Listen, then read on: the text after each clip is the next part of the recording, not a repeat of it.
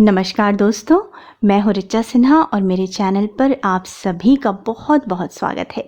दोस्तों, आज हम बात करने वाले हैं निर्जला एकादशी व्रत से संबंधित। ज्येष्ठ माह के शुक्ल पक्ष में आने वाली एकादशी व्रत को निर्जला एकादशी या भीमसेनी एकादशी के नाम से जाना जाता है। धार्मिक मान्यताओं के अनुसार इस एकादशी को साल में पड़ने वाली 24 एकादशियों में सर्वश्रेष्ठ माना जाता है। ऐसी मान्यता है कि जो भी व्यक्ति निर्जला एकादशी का व्रत पूरी भक्ति भावना से नियम पूर्वक करते हैं, उन्हें साल के 24 एकादशी व्रत करने के समान फल की प्राप्ति होती है। निर्जला एकादशी का व्रत अन्य सभी एकादशी के व्रतों से कठिन होता है, क्योंकि इसमें आहार के साथ साथ पानी का भी त्याग करना पड़ता है। लेकिन दोस्तों, इसका अर्थ यह बिल्कुल भी नहीं है कि अगर आप निर्जल नहीं रह पाते हैं तो आप ये एकादशी का व्रत नहीं करें। आप फलाहार करके भी इस एकादशी के व्रत को जरूर करें, अपने शक्ति अनुसार करें। अगर आप प्रेग्नेंट हैं, बीमार हैं, तो भी इस दिन सात्विक भोजन करके, इस वीडियो में बताए गए उपायों को करके, भगवान विष्णु की विधिवत पूजा अर्चना करके इस एकादशी व्रत का लाभ जरूर उठाएं। इसे हाथ से बिल्कुल भी ना जाने दें। दोस्तों, अगर आप एकादशी व्रत करने की सोच रहे हैं तो इसके नियमों का पालन आपको एक दिन पहले से ही करना पड़ता है। एक दिन पहले ही आप सर धो के नहा लें, पवित्र हो जाएं, अपने आचरण को शुद्ध रखें, ब्रह्मचर्य का पालन करें और सात्विक भोजन करें। किसी पे क्रोध ना करें, किसी की चुगली ना करें, झूठ ना बोलें। दशमी तिथि की रात्रि को भोजन ना करें, आप शाम को ही भोजन कर ले, 5-6 बजे भोजन कर ले। रात्रि में भोजन ना करें ताकि आपके पेट में अन्न का एक भी दाना न रह जाए। रात्रि में सोने के पूर्व अच्छे से ब्रश या दातून करके सोएं। रात्रि को भगवान विष्णु का नाम लेते हुए, उन्हें प्रणाम करते हुए प्रार्थना करें कि वो आपको इतनी शक्ति प्रदान करें कि आपकी एकादशी का व्रत सफल हो। अब दोस्तों, जिस दिन आपका व्रत है अर्थात एकादशी तिथि को सुबह सवेरे जल्दी उठें, नित्यकर्म से निवृत्त होकर के स्नान आदि करके साफ स्वच्छ वस्त्र धारण करें। दोस्तों, नहाने के जल में इस दिन थोड़े से गंगा जल और काले तिल मिला के स्नान करें। ऐसी मान्यता है कि इस प्रकार से स्नान करने से शरीर के साथ साथ आत्मा की भी शुद्धि होती है। और स्नान के पश्चात भगवान सूर्य नारायण को इस दिन जल अवश्य दें। और सूर्य को जल देने के पश्चात अब आपको भगवान विष्णु की षोडशोपचार से विधिवत पूजा करनी है। इसके लिए जहाँ पे आपका पूजा का स्थान है, उस स्थान को आप साफ कर ले। वहाँ पे एक चौकी पे पीले रंग का कपड़ा बिछा करके भगवान विष्णु और माता लक्ष्मी की एक मूर्ति या फोटो स्थापित करें। अब भगवान विष्णु और माता लक्ष्मी का हाथ जोड़ करके ध्यान करें। उसके बाद आपको भगवान विष्णु को स्नान कराना है। पहले गंगा जल से स्नान कराएं, फिर पंचामृत से स्नान कराएं। दोस्तों, भगवान विष्णु की पूजा में पंचामृत जरूर तैयार कर लें। पंचामृत तैयार करने के लिए गाय के कच्चे दूध में थोड़ा सा दही, शुद्ध घी, शहद और शक्कर मिलाकर के पंचामृत तैयार कर लें। इससे भगवान विष्णु को स्नान कराएं। उसके बाद फिर से शुद्ध जल अर्थात गंगा जल मिले हुए जल से स्नान कराएं। भगवान विष्णु को टीका, चंदन, हल्दी, कुमकुम अर्पित करें। पीले रंग के पुष्प अर्पित करें, वस्त्र अर्पित करें, उनको धूप दीप दिखाएं। जो प्रसाद आपने लिया है वो अर्पित करें। ऋतु फल अर्पित करें, केला अर्पित करें, ऋतु फल के रूप में अति उत्तम होता है। उसके बाद आप पान अर्पित करें। इस प्रकार से पूजा करने के पश्चात आप एकादशी व्रत करने का संकल्प लेना है।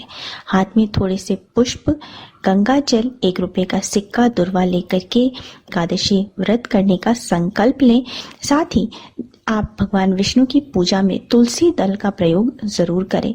तो एकादशी के दिन तुलसी नहीं तोड़ी जाती है, तो उसको आप एक दिन पहले ही तोड़ के रख लें और तुलसी का प्रयोग आप भगवान विष्णु की पूजा में जरूर करें। इस प्रकार से पूजा करने के बाद आपको एकादशी व्रत की कथा सुननी होती है। भगवान विष्णु के मंत्रों का जप करना होता है, कम से कम 108 बार अर्थात 1 माला ओम नमो भगवते वासुदेवाय मंत्र का जप अवश्य करें। इस दिन आप विष्णु सहस्त्र नाम का भी पाठ कर सकते हैं। इस दिन आप पुरुष सूक्त का जप कर सकते हैं। और इसके बाद आपको भगवान विष्णु की आरती करनी है और क्षमा प्रार्थना करना है। और इस प्रकार से पूजा करने के पश्चात आपको सारे दिन जो है आप भगवान विष्णु का नाम लेते रहें, अपने आचरण को पवित्र रखें, क्रोध ना करें, झूठ ना बोलें, किसी को कटु वचन ना बोलें। शाम के समय आपको पुनः भगवान विष्णु की आरती करनी है, उन्हें भोग अर्पित करना है। एकादशी में दोस्तों रात्रि जागरण का भी बहुत ही महत्व बताया गया है, तो हो सके तो रात्रि जागरण करें, भजन कीर्तन करते रहें, भगवान का नाम लेते रहें, मंत्रों का जप करते रहें। और द्वादशी तिथि को भी सुबह सवेरे जल्दी उठ के स्नान आदि से निवृत्त होकर के भगवान विष्णु की विधिवत पूजा करें। दोस्तों इस प्रकार से पूजा करने के पश्चात आपको अब एकादशी व्रत का पारण करना है। पारण करने के लिए पहले ब्राह्मण को दक्षिणा दें, दान दें, ब्राह्मण को भोजन कराएं और उसके बाद आप स्वयं भी भोजन करें। अब आपको मैं निर्जला एकादशी के दिन किए जाने वाले उपाय बता देती हूँ। दोस्तों ये सात्विक उपाय हैं, भगवान विष्णु के उपाय हैं। इन उपायों को आप मुश्किल दिनों में नहीं कर सकते हैं।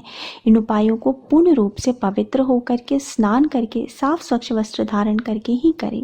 अब दोस्तों सर्वप्रथम जैसा कि मैं हमेशा बताती हूँ कि एकादशी तिथि को माँ तुलसी की पूजा अवश्य करनी चाहिए। तो एकादशी तिथि में आप भगवान विष्णु को जो भी प्रसाद अर्पित करें सब में तुलसी पत्र अवश्य रखें। एकादशी तिथि की सुबह में भगवान विष्णु की पूजा के उपरांत या पहले आप तुलसी में जल अवश्य अर्पित करें, तुलसी की परिक्रमा करें, माता तुलसी की प्रार्थना करें। और निर्जला एकादशी के शाम को माता तुलसी के सामने गाय के घी का एक दीपक प्रज्वलित करें, तुलसी की 11 बार परिक्रमा करें। परिक्रमा करते हुए ओम नमो भगवते वासुदेवाय मंत्र का उच्चारण करते रहें। दोस्तों ये बहुत ही सरल छोटा सा उपाय है परंतु अत्यंत कारगर सिद्ध होता है। जो भी व्यक्ति हर एकादशी को इस उपाय को दोहराते हैं उनके घर में सुख समृद्धि की वृद्धि होती है, धन आगमन के नए रास्ते खुलते हैं और घर में किसी भी प्रकार का संकट नहीं आता। भगवान विष्णु और माता लक्ष्मी की संपूर्ण कृपा बनी रहती है। दोस्तों निर्जला एकादशी को भी भगवान विष्णु की पूजा करते वक्त पीले रंग के पुष्प, पीले प्रसाद, पीले फल और पीले पुष्पों की माला भगवान को अर्पित करें। अगर आप ये उपाय किसी मंदिर में करते हैं तो सर्वोत्तम है। अगर मंदिर में नहीं कर सकते हैं तो आप घर में करें। इसके बाद विष्णु सहस्त्र नाम, पुरुष सूक्त या आप भागवत गीता का पाठ कर सकते हैं। अगर इतना नहीं कर सकते तो सिर्फ ओम नमो भगवते वासुदेवाय का मंत्र जप करें कम से कम 108 बार। दोस्तों इस उपाय को करने से व्यक्ति की मनोकामनाएं पूर्ण होती हैं।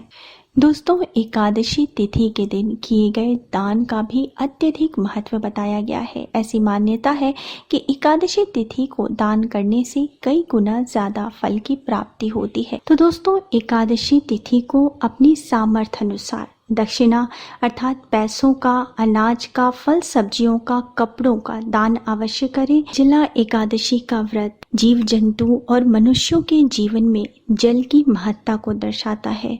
तो दोस्तों निर्जला एकादशी के दिन जल के दान का भी अत्यधिक महत्व बताया गया है। दोस्तों इस दिन मीठे जल का दान अर्थात शरबत का दान करना, राहगीरों को, गरीबों को, प्यासे लोगों को जल पिलाना बहुत ही पुण्यदायक माना गया है। इससे अक्षय पुण्य की प्राप्ति होती है। दोस्तों इस दिन आप मटके सुराही का दान भी कर सकते हैं। अब व्रत की तिथि और पारण का शुभ मुहूर्त जान लेते हैं। इस साल अर्थात 2022 में निर्जला एकादशी का व्रत 10 जून शुक्रवार को और 11 जून शनिवार को दोनों दिन किया जाएगा।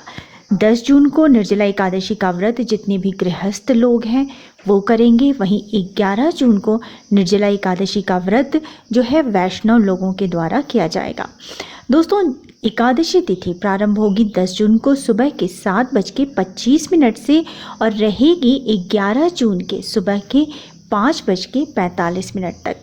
वहीं 10 जून को जो लोग निर्जला एकादशी का व्रत करेंगे वो 11 जून को व्रत का पारण करेंगे और पारण का शुभ मुहूर्त होगा 11 जून शनिवार को दोपहर के 1:44 से शाम के 4:32 तक। वहीं इस दिन हरिवासर समाप्त होगा दोपहर के 11:09 पर। और जो लोग 11 जून शनिवार के दिन निर्जला एकादशी का व्रत करेंगे वो व्रत का पारण करेंगे 12 जून रविवार के दिन और पारण का शुभ मुहूर्त होगा 12 जून रविवार को सुबह के 5:23 से सुबह के 8:10 तक और 12 जून को द्वादशी तिथि सूर्योदय से पहले ही समाप्त हो जाएगी मिनट पर। तो दोस्तों, उम्मीद है आपको मेरा आज का वीडियो पसंद आया होगा। अगर वीडियो पसंद आया है तो वीडियो को लाइक कर दीजिए, फैमिली एंड फ्रेंड्स के साथ शेयर कर दीजिए और मेरे चैनल को सब्सक्राइब करना मत भूलिए।